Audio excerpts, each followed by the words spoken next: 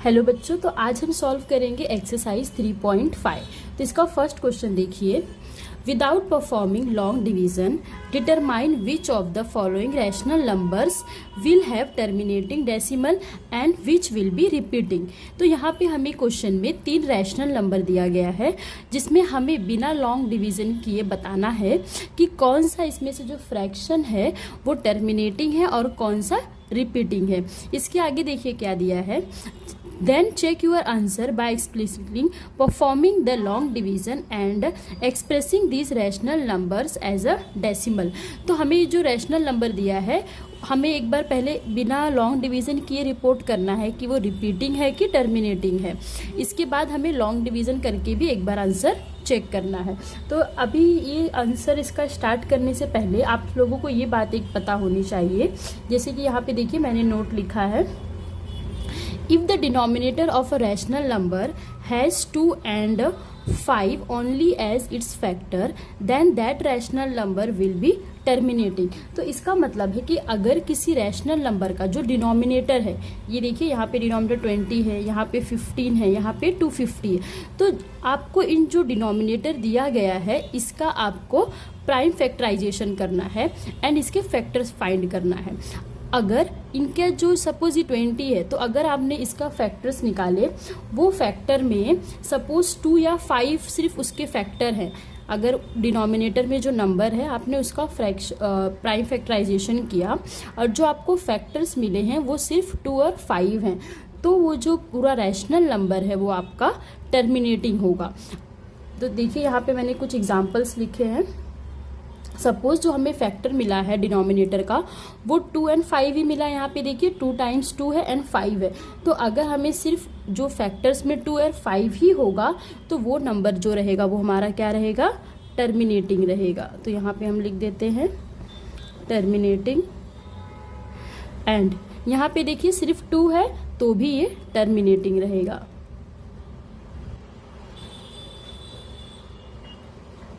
उसी तरीके से ये देखिए इसमें 2 और 5 दोनों है, बट 2 और 5 के साथ यहाँ पे एक 3 भी है, तो ये वाला जो नंबर होगा जिसका भी ये रैशनल नंबर का डिनोमिनेटर का फैक्टर होगा वो नंबर रिपीटिंग होगा, टर्मिनेटिंग नहीं होगा। तो हम यहाँ पे लिख देते हैं रिपीटिंग होगा। अब लास्ट देखिए यहाँ पे सिर्फ 5 है, तो अगर सिर्फ 5 है तो भी ये टर्मिनेटिंग होगा। तो इसका मतलब है अगर जो फैक्टर हमें मिलेंगे वो सिर्फ 2 रहेगा तो भी टर्मिनेटिंग, सिर्फ 5 होगा तो भी टर्मिनेटिंग, 2 और 5 होंगे दोनों तो भी टर्मिनेटिंग। लेकिन अगर 2 और 5 के अलावा कोई दूसरा नंबर उनके साथ आता है तो वो नॉन टर्मिनेटिंग रहेंगे, दैट इज रिपीटिंग रहेंगे। तो अब हम अपना पहला पार्ट देखते हैं जो कि है 7/20। तो हम चेक करते हैं अब कि 7/20 टर्मिनेटिंग है कि नॉन टर्मिनेटिंग है। तो इसका फर्स्ट पार्ट देखिए जो कि है 7/20। तो अब हम क्या करेंगे, जो 20 है इसका डिनोमिनेटर है, हम इसका प्राइम फैक्टराइजेशन करेंगे। तो देखिए इस तरीके से यहाँ पे हमने 20 लिख लिया। अब ये 20 है, लास्ट में 0 है तो हम 2 से स्टार्ट करेंगे, तो ये हो जाएगा 2 1 जा 2 और ये 0, अगेन 2 से 2 5 जा 10, इसके बाद ये हो जाएगा 5 1 जा 5। तो अब हम यहाँ पे लिख देंगे फैक्टर्स ऑफ 20। तो 20 के फैक्टर्स हमें क्या मिले हैं, 2 × 2 एंड ये 5। तो यहाँ से हमने 20 के फैक्टर्स लिख लिए। अब देखिए जो इसके फैक्टर्स मिले हैं उसमें हमें 2 और 5 ही मिला है, तो इसका मतलब है कि जो 7/20 है वो टर्मिनेटिंग फ्रैक्शनल नंबर है। तो हम यहाँ पे लिख देंगे, यहाँ पे इस तरीके से लिख सकते हैं, hair 20 has only 2 and 5 as its factors, therefore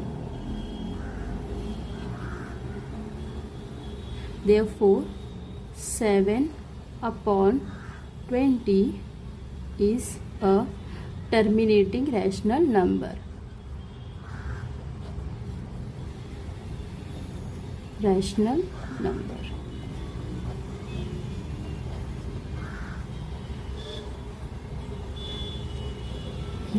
तो अब देखिए, अब हमें क्या करना है, इसे हमने चेक कर लिया विदाउट लॉन्ग डिवीज़न किए, लेकिन अब हमें ये भी दिखाना है कि जो हमारा आंसर है वो करेक्ट है या नहीं। तो इसके लिए हम क्या करेंगे, लॉन्ग डिवीज़न करेंगे। तो यहाँ पे देखिए 7 और इसे हम 20 से डिवाइड करेंगे। तो अब देखिए यहाँ पे 7 के टेबल में तो 0 जा लेंगे सबसे पहले, तो ये 7 एज इट इज़, डेसिमल आ गया तो ये हमने यहाँ पे 0 ले लिया। तो 23 जा, यहाँ पे हम 60 लेंगे, यहाँ पे हमें 10 मिलेगा।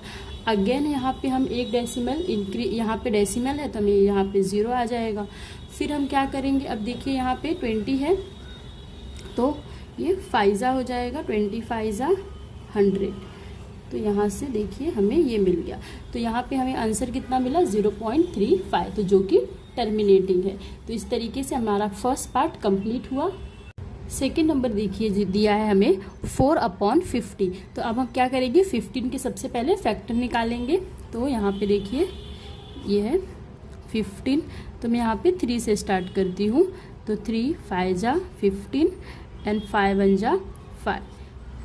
तो इस तरीके से देखिए इसके फैक्टर हमें क्या मिले, 3 एंड 5। तो हम यहाँ पे लिख लेते हैं फैक्टर्स ऑफ 15।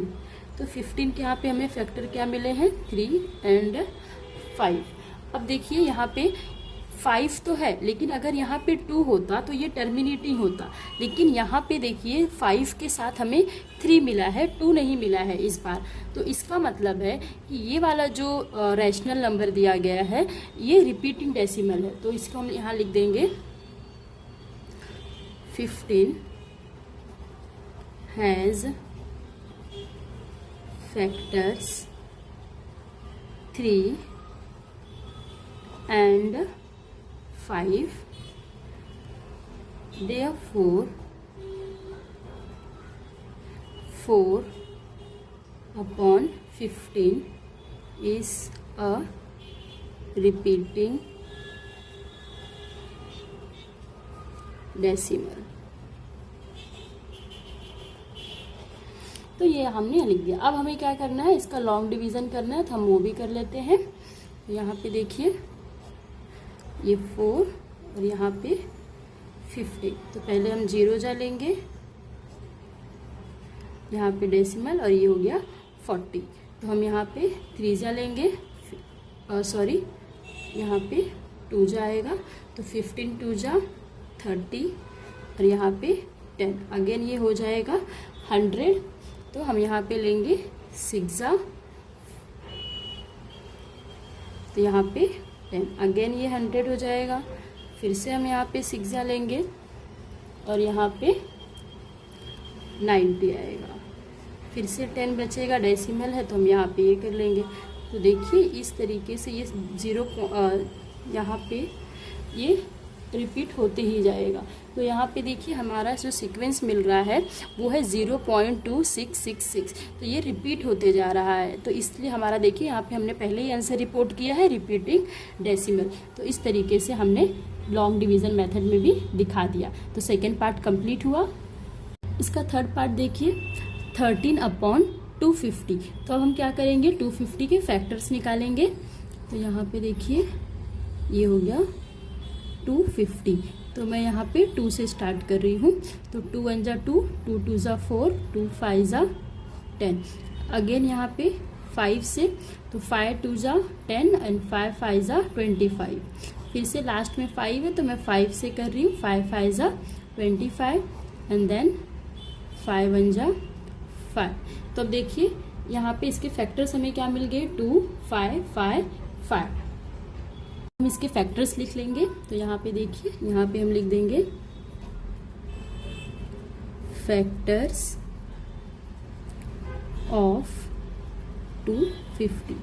तो 250 के फैक्टर्स हमें 2 5 5 एंड 5 मिले। तो अब यहाँ पे देखिए यहाँ पे 2 और 5 ही है सिर्फ इसके फैक्टर। तो इसका मतलब है ये हमारा टर्मिनेटिंग डेसिमल होगा। तो हम यहाँ पे लिख देंगे 250 has only 2 and 5 as its factors, therefore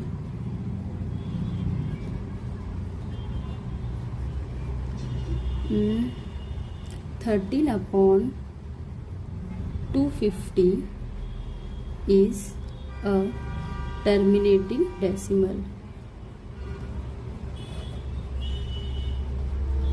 Terminating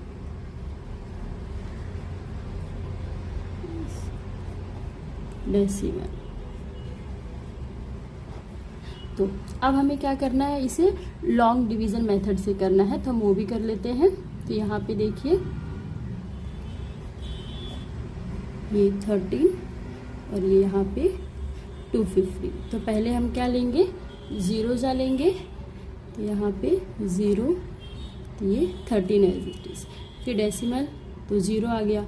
अब यहाँ पे देखिए 250 के टेबल में 130 अभी भी नहीं आएगा, तो फिर से हम जीरोजा लेंगे। तो यहाँ पे 0 और ये 130। अब यहाँ पे डेसिमल है, तो हम यहाँ पे एक जीरो इंक्रीज कर सकते हैं। यहाँ पे हम एक साथ 2 जीरोस नहीं इंक्रीज कर सकते हैं, स्टिल हमने डेसिमल लगाया है, फिर भी हम एक बार में एक ही जीरो बढ़ा सकते हैं। तो इसलिए यहाँ पे मैंने फिर उसके बाद जीरोजा लिया, क्योंकि 130 इसके टेबल में नहीं आया, तो हमें जीरोजा लेना पड़ेगा। फिर नेक्स्ट जब माइनस करके हमें 130 नीचे है, फिर यहाँ पे हम एक डेसिमल बढ़ा सकते हैं। तो अब हम 255 लेंगे, जो कि होता है 1250। तो यहाँ पे आप माइनस करेंगे तो आपको मिलेगा 500। अब 250 टूजा हो जाएगा 500, तो हम यहाँ पे 500 को माइनस कर देंगे। तो देखिए यहाँ पे 0 0 हो गया और ये टर्मिनेटिंग है। और यहाँ पे हम लिख भी देंगे 13/250 इक्वल टू 0.052। इस तरीके से हम जो पिछले 2 पार्ट किए हमने उसमें ये वाला नहीं लिखा है, हम उसमें भी लिख देते हैं। तो देखिए ये सेकंड पार्ट में भी हम यहाँ पे लिख देते हैं 14/5 क्या मिला हमें 0.266। इस तरीके से फर्स्ट का भी लिख लेते हैं, फर्स्ट पार्ट का भी हम लिख लेते हैं यहाँ पे 7/20 इक्वल टू 0.35। तो बच्चों इस तरीके से क्वेश्चन नंबर 1 कंप्लीट हुआ। क्वेश्चन नंबर 2 देखिए, यहाँ पे दिया है, हाँ, perform the long division for 1/13, identify the repeating block of digits, does it show cyclic properties if you evaluate 2/13. Now compute 3/13 and 4/13 etc. What do you notice? तो यहाँ पे हमें क्वेश्चन में दिया है कि सबसे पहले हमें 1/13 का लॉन्ग डिवीजन मेथड से यूज़ करके इसके डिजिट्स निकालने हैं। उसके बाद हमें चेक करना है कि ये रिपीटिंग ब्लॉक है या नहीं। किसके साथ हमें चेक करना है, हमें उसके बाद 2/13 को भी इवेल्युएट करना है। इसका मतलब है पहले हम 1/13 को लॉन्ग डिवीज़न मेथड से सॉल्व करेंगे और उसके डिजिट्स फाइंड करेंगे। उसके बाद हम 2/13 को भी लॉन्ग डिवीज़न मेथड से सॉल्व करेंगे और उसके डिजिट्स फाइंड करेंगे। एंड फिर उसके बाद हम चेक करेंगे कि इन दोनों की जो डिजिट्स मिले हैं वो साइक्लिक पैटर्न को फॉलो कर रहे हैं या नहीं। उसी तरीके से हमें बाद में 3/13 और 4/13 को भी चेक करना है। तो यहाँ पे देखिए सबसे पहले हमें दिया है 1/13, तो 1/13 है, तो यहाँ पे देखिए हमें 1 को 13 से डिवाइड करना है। तो यहाँ पे देखिए मैंने करके रखा है, क्योंकि इसमें टाइम ज़्यादा लग जाएगा इसलिए मैंने यहाँ पे पहले से ही करके रखा है। तो यहाँ पे देखिए 13 और ये 1 है, तो 13 के टेबल में 1 नहीं आएगा तो 0 जा, तो ये 1 - 0 हो गया 1। देन हमने यहाँ पे डेसिमल लगाया तो हमें एक यहाँ पे 0 मिल गया। अब 13 के टेबल में 10 नहीं आएगा तो हम यहाँ पे 0 जा लेंगे, तो 13 0 जा 0। अब ये 10 नीचे आ गया, यहाँ पे डेसिमल है तो हमें एक 0 मिल जाएगा। तो 100 में से हमने 13 7 जा 91 किया तो 90 मिला। फिर 9 माइनस आएगा और यहाँ पे डेसिमल है तो एक 0 हमने लगा लिया। अब 13 6 78, 90 में से हमने 78 माइनस किया तो यहाँ पे आएगा 12 और डेसिमल है तो हमने 0 ले लिया। अब 13 9 जा देखिए 117 आएगा तो हमें यहाँ पे 3 रिमाइंडर मिलेगा। अब यहाँ पे 3 मिलेगा तो 13 के टेबल में 3 तो आएगा नहीं, तो इसलिए हम यहाँ पे डेसिमल जो लगाए हैं उसकी हेल्प से यहाँ पे हमें 0 मिल गया। अब 13 2 जा हम 26 लेंगे, देन 4 आएगा, 4 से वो 40 हो जाएगा एंड 13 3 जा 39 एंड 1 रिमाइंडर बचेगा। अब यहाँ पे देखिए हमें रिमाइंडर वापस 1 मिल गया, मतलब कि हम फिर से इसी कंडीशन पे आ गए हैं। तो अब हम जब फिर से यहाँ से स्टार्ट करेंगे तो ये फिर से ये पूरा लॉन्ग प्रोसीजर ये सेम यहाँ पे रिपीट होगा। तो मतलब है कि 3 के बाद अगेन हमें 0.076923 यहाँ फिर से हमें वही डिजिट्स मिलने वाले हैं। तो हम यहाँ पे लिख देते हैं 0.07692 अब ये जो यूनिट है ये बार बार रिपीट हो रही है, तो हम इसे यहाँ पे इस तरीके से लिख सकते हैं कि यही जो यूनिट है ये पूरा यूनिट यहाँ पे रिपीट होने वाला है। तो अब हम यहाँ पे लिख देते हैं रिपीटिंग ब्लॉक ऑफ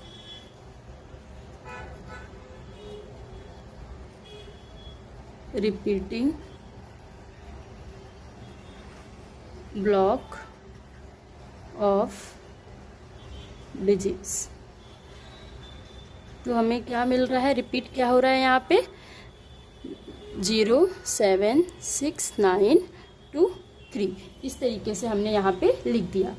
अब देखिए यहाँ पे 2/13 है, तो 2/13 को जब आप लॉन्ग डिवीज़न मेथड से सॉल्व करेंगे तो आपको मिलेगा 0.15386। तो अब अगर आप यहाँ पे ध्यान से देखेंगे जो हमें 1/13 के डिजिट्स मिले थे वो था हमारा 0.07692 3। तो अगर अब आप इनके दोनों के डिजिट्स देखेंगे तो ये दोनों सेम नहीं है। यहाँ पे देखिए यहाँ पे 5 है, इस डिजिट में 5 नहीं है। उसी तरीके से यहाँ पे 9 है और इस डिजिट में 9 नहीं है। तो हम कह सकते हैं कि जो 2/13 है और 1/13 है ये दोनों साइक्लिक पैटर्न को फॉलो नहीं करते हैं। तो हम यहाँ पे लिखेंगे, यहाँ पे हम लिखेंगे the digits of 2/13 and 1/13 are not same. Therefore, 2/13 and 1/13 do not following cyclic property.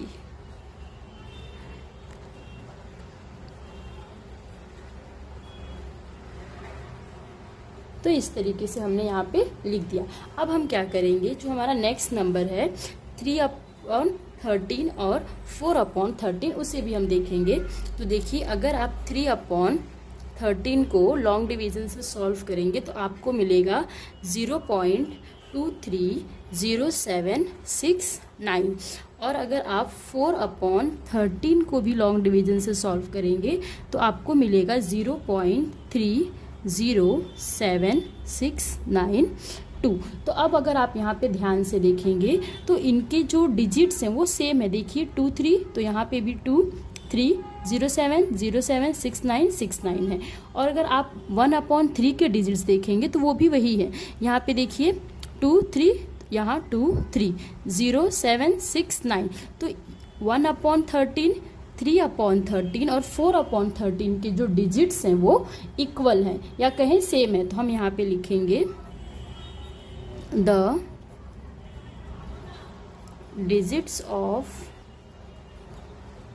1/13 3/13 and 4/13 are same.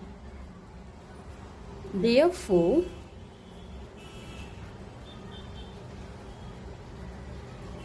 1/13 3/13 and 4/13 13 are following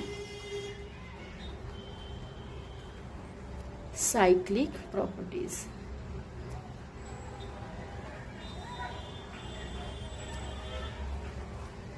तो इस तरीके से बच्चों हमारा क्वेश्चन नंबर 2 कंप्लीट हुआ। क्वेश्चन नंबर 3 देखिए, classify the following numbers a rational number और irrational number. तो यहाँ पे हमें कुछ नंबर्स दिए हुए हैं और हमें बताना है कि इसमें से कौन सा नंबर रैशनल है और कौन सा नंबर इरेशनल नंबर है।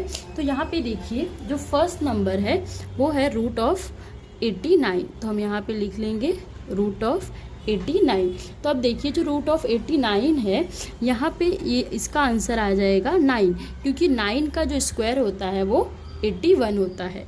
तो अब हम यहाँ पे लिख लेंगे, ये जो है हमारा क्या है, एक इंटीजर है।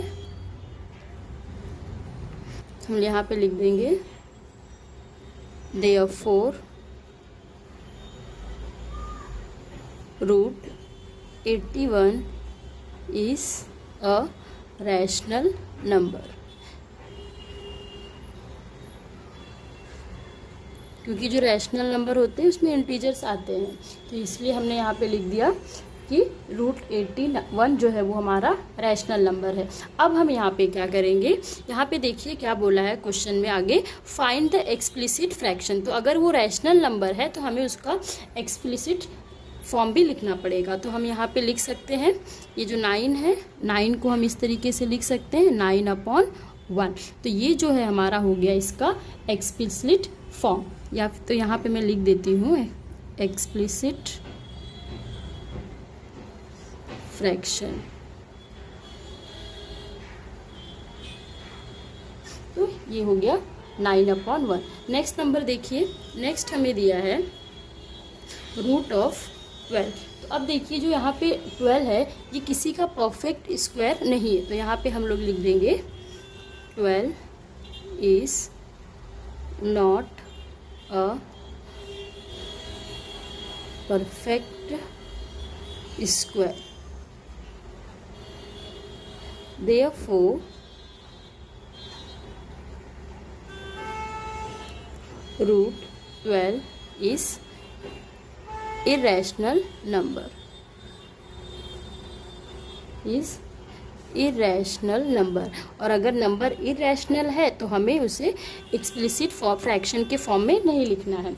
नेक्स्ट देखिए थर्ड दिया है हमें यहाँ पे 0.333,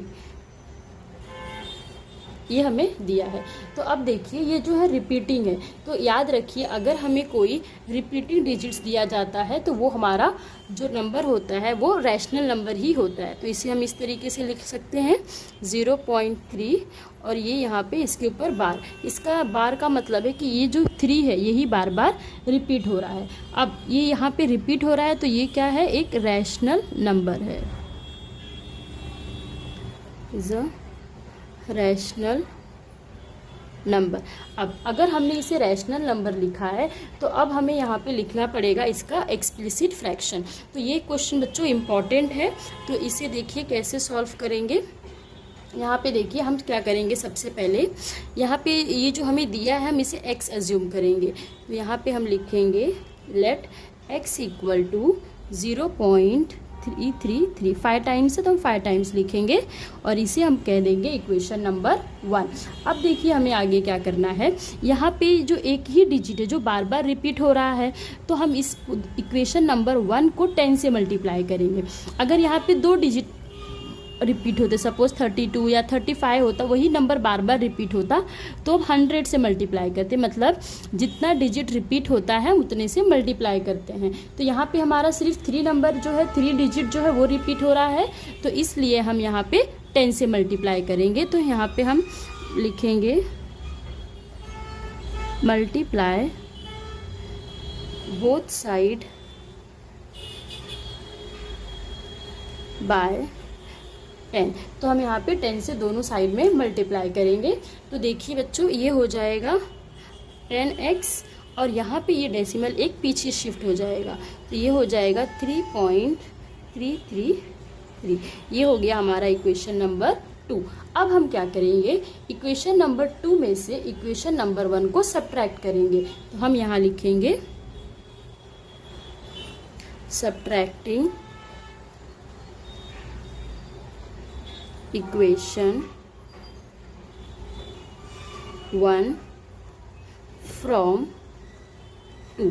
तो यहाँ पे हम अब इक्वेशन नंबर 1 को 2 में से सब्ट्रैक्ट करेंगे। तो देखिए जो इक्वेशन नंबर 2 है हम उसे ऊपर लिखेंगे 10x इक्वल टू यहाँ पे 3.33। इसे मैं यहाँ पे 5 टाइम्स लिख रही हूँ। क्यों 5 टाइम्स लिख रही हूँ, क्योंकि देखिए ये जो दूसरा नंबर है, मतलब इक्वेशन नंबर जो 1 है, इसमें डेसिमल के बाद 5 डिजिट है, तो यहाँ पे भी हम 5 डिजिट ही लिख रहे हैं। ये माइनस हो जाएगा यहाँ पे x इक्वल टू 0.33। तो अब यहाँ पे आप यहाँ पे सब्ट्रैक्ट कीजिए। तो देखिए 10x में से 1x माइनस होगा तो कितना आ जाएगा 9x इक्वल टू यहाँ पे कितना आ जाएगा 3.00। तो अब यहाँ पे मैं इसे लिखती हूँ आगे का पार्ट। तो यहाँ से हमें मिला है 9x इक्वल टू 3। तो अब देखिए जो x की वैल्यू हो जाएगी वो हमें मिल गई है 3/9। तो जो हमें फ्रैक्शन चाहिए था वो फ्रैक्शन यहाँ पे हमें मिल गया है। तो हम यहाँ पे लिख देंगे एक्सप्लिसिट फ्रैक्शन। तो एक्सप्लिसिट फ्रैक्शन हमें क्या मिला है 3/9। तो इस तरीके से ये क्वेश्चन कंप्लीट हुआ। अब आगे का देखते हैं फोर्थ पार्ट। जो हमें यहाँ पे 3/9 मिला है, हम इसे 1/3 भी लिख सकते हैं, क्योंकि 3 1 जा 3, 3 3 जा 9, तो इसे 1/3 लिखना ज़्यादा सही रहेगा। क्वेश्चन नंबर 4 देखिए, the number 0.9 bar is a rational number using algebra. Explain why 0.9 bar is exactly equal to 1। तो यहाँ पे हमें क्वेश्चन में 0.999 दिया है, जिसका मतलब होता है 0.9 बार। तो ये जो नंबर है ये 1 के बराबर होता है, ये हमें इसमें एक्सप्लेन करना है। तो हम सबसे पहले क्या लिखेंगे, लेट, यहाँ पे देखिए, हाँ, लेट x इक्वल टू 0.9 का बार। अब देखिए यहाँ पे 0.9 का बार का मतलब है कि ये जो 9 डिजिट है ये बार बार यहाँ पे रिपीट हो रहा है। तो हमने सपोज इसे 4 टाइम्स लिख लिया इस तरीके से। तो देखिए इक्वेशन नंबर 1 हो गई। अब यहाँ पे देखिए डेसिमल के बाद एक ही यूनिट है या फिर जो डिजिट है वो बार बार रिपीट हो रहा है, तो इसलिए हम क्या करेंगे, इक्वेशन नंबर 1 को 10 से मल्टीप्लाई करेंगे। तो हम यहाँ लिखेंगे मल्टीप्लाई इक्वेशन 1 बाय 10। तो जब हम यहाँ 10 से मल्टीप्लाई करेंगे तो ये हो जाएगा 10x इक्वल टू, अब देखिए यहाँ से एक डेसिमल पीछे शिफ्ट हो जाएगा तो ये हो जाएगा 9.99 और यहाँ पे एक और 9। अब देखिए अगर हमें इक्वेशन नंबर 1 और इक्वेशन नंबर 2 का यहाँ पे सब्ट्रैक्शन करना है, तो यहाँ पे डेसिमल के बाद 4 डिजिट है, तो आप भी यहाँ पे डेसिमल के बाद 4 डिजिट कर लीजिए, तो आपको सब्ट्रैक्शन करने में इजी होगा। और हम ये क्यों कर रहे हैं, गलत नहीं है ये, क्यों, क्योंकि यहाँ पे देखिए 9 का बार है, मतलब ये बहुत सारे नंबर यहाँ पीछे अभी भी हैं। तो हमने क्या किया, यहाँ पे डेसिमल के बाद 4 है तो यहाँ भी हमने डेसिमल के बाद 4 डिजिट रखा है, और यहाँ पे हमने 10 से मल्टीप्लाई किया तो ये 9 यहाँ शिफ्ट होके यहाँ हो गया। अब देखिए हम क्या करेंगे, इक्वेशन नंबर 2 में से इक्वेशन नंबर 1 को सब्ट्रैक्ट करेंगे। तो हम यहाँ लिखेंगे subtracting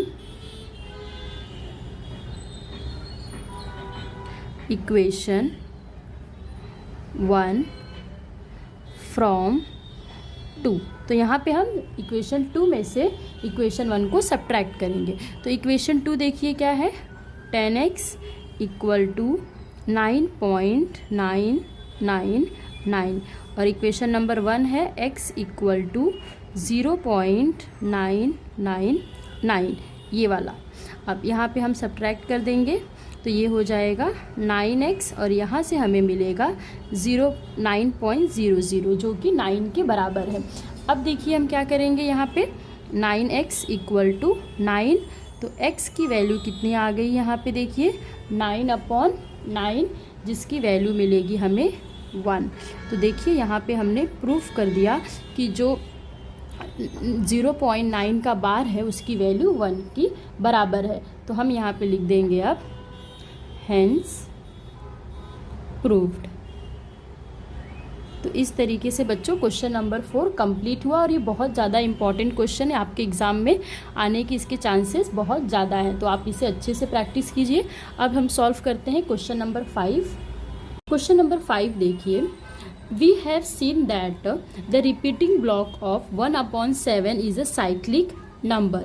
Try to find more numbers whose reciprocal produce decimals with the repeating blocks that are cyclic. तो हमें यहाँ पे क्या बोला है क्वेश्चन में कि 1/7 का अगर हम लॉन्ग डिवीज़न मेथड से डिजिट्स निकालेंगे तो वो एक साइक्लिक नंबर का पैटर्न फॉलो करता है। तो उसी तरीके से हमें कुछ और एग्जाम्पल्स लेना है जो साइक्लिक पैटर्न को फॉलो करता है। तो यहाँ पे देखिए हमने 1/7 लिख लिया, हम डिवाइड करते हैं। तो देखिए पहले तो यहाँ पे 7 है, 7 के टेबल में 1 नहीं आएगा तो 0 लेंगे हम, तो ये अगेन 1, तो यहाँ डेसिमल है तो यहाँ पे 0, तो ये हो जाएगा 7 1 जा 7। अगेन हमें यहाँ पे 3 मिलेगा, डेसिमल है तो यहाँ पे हम एक 0 ले लेंगे, तो 7 4 जा 28। तो अब हमें यहाँ पे कितना मिल गया 2, यहाँ पे डेसिमल है तो यहाँ हमें 0 मिल जाएगा। तो यहाँ पे हम क्या लेंगे फिर 7 3 जा 21 ज़्यादा हो जाएगा, तो हम 7 2 जा यहाँ पे लेंगे 14, तो यहाँ पे हमें मिलेगा 6, तो ये हो जाएगा 60। अब हम क्या करेंगे 7 6 जा, तो यहाँ हो जाएगा 7 8 जा 56, तो यहाँ पे 56 लेंगे तो यहाँ पे 4 और ये हो जाएगा 40। तो अब 40 के लिए हम कितना लेंगे 7 5 जा 35, 7 6 जा 42 ज़्यादा हो जाएगा तो 7 हम 5 जा लेंगे, 7 5 जा यहाँ पे देखिए 35, तो यहाँ पे अगेन 5 आ जाएगा तो ये 0, फिर 7 7 जा यहाँ पे 49। तो अब देखिए यहाँ पे रिमाइंडर हमें कितना मिल गया है 1 मिल गया है। तो जब हमें यहाँ पे रिमाइंडर 1 मिल गया, इसका हमने देखिए 1 से स्टार्ट किया था, यहाँ पे भी 1 मिल गया, तो इसका मतलब है कि अब ये 7 के बाद यहाँ पे ये जो डिजिट्स हैं फिर से पूरे रिपीट होंगे। तो अब हम यहाँ पे लिख लेंगे 0.1428557। तो इसका मतलब है कि 1/7 को जब हम डिवाइड करेंगे तो हमें ये नंबर्स मिलेंगे और ये जो है ये साइक्लिक पैटर्न फॉलो करते हैं। तो अब देखिए दूसरा नंबर अगर हम लेते हैं 2/7, तो जब आप 2/7 लेंगे और उसको भी इसी मेथड से आप डिवाइड करेंगे तो यहाँ पे आपको मिलेगा 0.28571 अगेन अगर आप 3/7 को डिवाइड करेंगे, एक सेकेंड मैं थोड़ा सा देखो, हाँ 3/7 को करेंगे तो आपको मिलेगा 0.42851 एंड अगर आप 4/7 को करेंगे तो आपको मिलेगा 0.571428। तो अब अगर आप यहाँ पे ध्यान से देखेंगे तो इनका जो डिजिट्स है वो सारे सेम है। देखिए यहाँ पे 142, देखिए 142 857 857। अब यहाँ पे देखिए 285, तो यहाँ पे देखिए 285 714, तो 7 1 और यहाँ पे 4। यहाँ पे देखिए 428 है, 428 571। तो इनके जो डिजिट्स है वो क्या है सेम है, तो इसलिए ये जो है वो साइक्लिक पैटर्न को फॉलो करते हैं। अब यहाँ पे बोला है कि आप अपने कुछ और एग्जांपल्स दीजिए, तो हम यहाँ पे अब लिखेंगे।